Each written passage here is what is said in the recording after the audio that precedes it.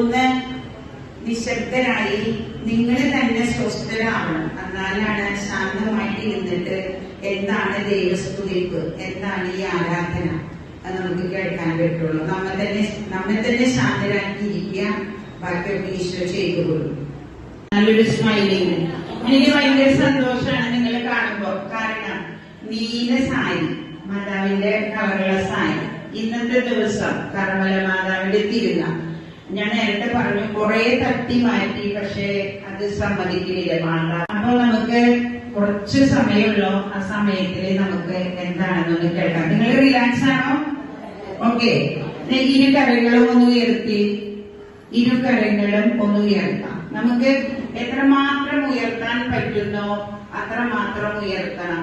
നമ്മുടെ കൈകൾ രണ്ടും നമ്മുടെ ഷോൾഡറിന് മേലെ നിൽക്കണം എന്ന് പറയാം. സ്തുതിപ്പിന്റെ ഒരു ജീവിതത്തിന് നമ്മുടെ കെട്ടുകളൊക്കെ അഴിഞ്ഞു പോകും ആ സ്തുതിപ്പിലൂടെ താനെ. നിങ്ങൾ നിങ്ങളുടെ കുടുംബത്തെ ഒന്ന് ഓർക്കാം. കുടുംബത്തിലെ പ്രായമായ മാതാപിതാക്കൾ ഉണ്ടാവാം, ഭർത്താവ്, മക്കള്, പിന്നെ ആരൊക്കെയോ അടങ്ങുന്ന നമ്മുടെ ഒരു കുടുംബം. ആ കുടുംബത്തിലെ മുഴുവൻ നമ്മളെ ഏൽപ്പിച്ചിട്ട് പോന്നേക്കാണ് ഇന്നത്തെ ഈ പ്രവർത്തനങ്ങൾക്ക് ഊർജം പകരാൻ. ഞങ്ങൾ അന്വേഷിച്ചു പിടിച്ചപ്പോ കുറെ ദൂരെ 600 രൂപ കൊടുക്കണം വണ്ടിക്ക്. മദർ തെരേസയുടെ ഒരു കോൺവെന്റ്, ആ കോൺവെന്റിന്റെ നമുക്ക് എല്ലാവർക്കും എത്തിച്ചേരാൻ വേണ്ടി സാരി കൊടുക്കണമെന്ന് പറയാൻ കൺഫ്യൂഷൻ ഉണ്ടായിരുന്നു. കാരണം ഒരുപാട് തന്നെ ഞങ്ങൾ പുറത്തൊക്കെ സമ്മതിക്കില്ല. എല്ലാവരും സാരി അവസാനം എല്ലാവരും കഷ്ടപ്പെട്ട് ഈ മഴയ്ക്ക് സാരി കൊണ്ടു വന്നു. അവരാദ്യം തന്നെ എല്ലാവർക്കും നന്ദി പറയുന്നു. പിന്നെ നമുക്ക് ക്ലാസ് എടുക്കാനുള്ള സിസ്റ്റർ തെരേസ നമുക്ക് നന്നായിട്ട് ദൈവസ്തുതിന് മഹത്വം. പിന്നെ നമ്മളുടെ വിശുദ്ധൻ, അതായത് ഫെഡറിക്കോസാന വിശുദ്ധ കുർബാനയോട് ചേർന്ന് നിന്നിട്ടാണ് ഓരോ കാര്യങ്ങളും ചെയ്തിട്ടുള്ളത്. അപ്പൊ വിശുദ്ധ കുർബാനയ്ക്ക് ഒരുപാട് പ്രാധാന്യം നമ്മുടെ ജീവിതത്തിന്റെ, പ്രത്യേകിച്ച് ഇൻസെൻഷ്യൽ ജീവിത രീതി നമ്മൾ കൈവരിക്കുമ്പോൾ വിശുദ്ധ കുർബാന, അതുപോലെ കുമ്പസാരം, ദൈവാരാധന, സ്തുതിപ്പ്, അങ്ങനെയുള്ള കാര്യങ്ങളാണ് പ്രാധാന്യം. പ്രവർത്തിക്കുന്നു കണക്കെഴുതി. അപ്പൊ അത് എങ്ങനെ ഈസി ആയിട്ട് കൈകാര്യം ചെയ്യാം. നമ്മുടെ എത്ര പ്രവർത്തിച്ചാൽ സംഘടന ആഗോള കത്തോലിക്ക സഭയിൽ ആഗോള കത്തോലിക്ക സഭയില് മാർപ്പാപ്പ അംഗീകരിച്ചിട്ടുള്ള ഒരു ആത്മായ സംഘടനയാണെന്ന് നമ്മൾ പലർക്കും കേട്ടിട്ടുണ്ട്, നമുക്കറിയാം.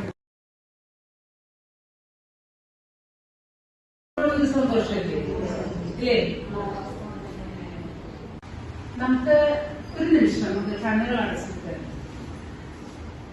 നമ്മളെ വളർത്തി വലുതാക്കിയ മാതാപിതാക്കളെ ഓർക്കാം. നമ്മുടെ സഹോദരി സഹോദരങ്ങളെ, ജീവിത മാതൃകകളെ പിന്തുടർന്നുകൊണ്ടായിരിക്കാം നമ്മളൊരു പക്ഷേ സംഘടനാപരമായി മറ്റുള്ളവരെ പരസ്നേഹത്തിലേക്ക്, മറ്റുള്ളവരെ സഹായിക്കുന്ന ഒരു മനോഭാവത്തിലേക്ക് എത്തിച്ചേർന്നത്. അതിന്റെ വിത്ത് പാകിയത് നമ്മുടെ മാതാപിതാക്കളായിരിക്കാം. എന്നിരുന്നാലും നമ്മൾ ചിലപ്പോൾ സന്തോഷത്തോടു കൂടി സ്വീകരിച്ചു. ഈ മഴയത്തും വന്നു എല്ലാത്തിനും സംഘടന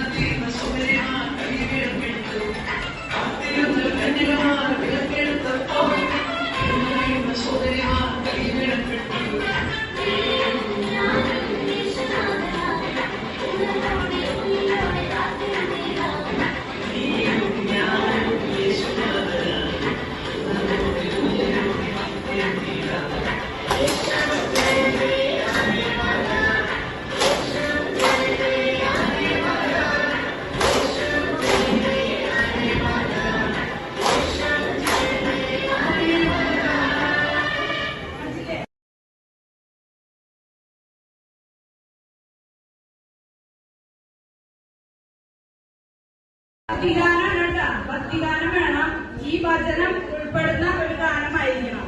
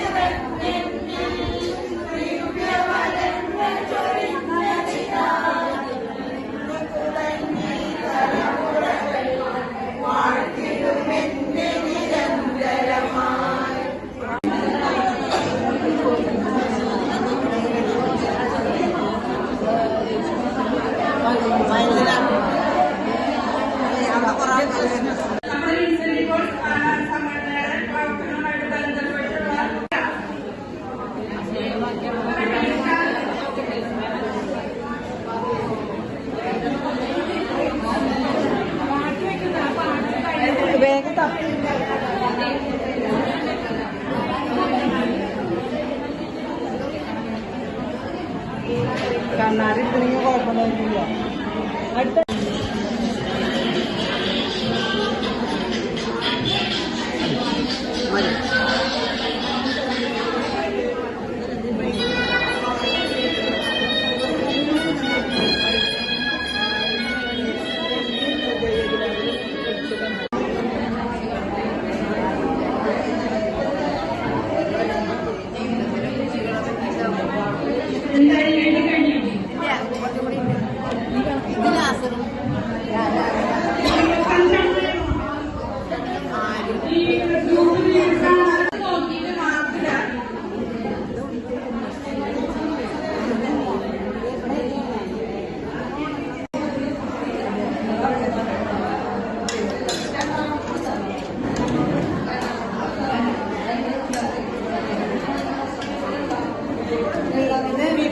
Amen.